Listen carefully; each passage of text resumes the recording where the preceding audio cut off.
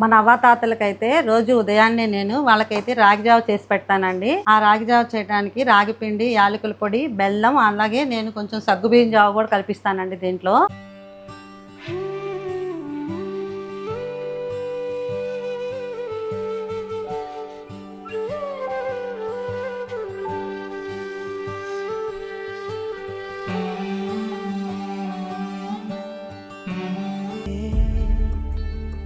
ఓరోరి దేవుడో ఎన్నెన్ని సిత్తరాలు సేతావు నీ రాతలో నీ సేతి బొమ్మలాయి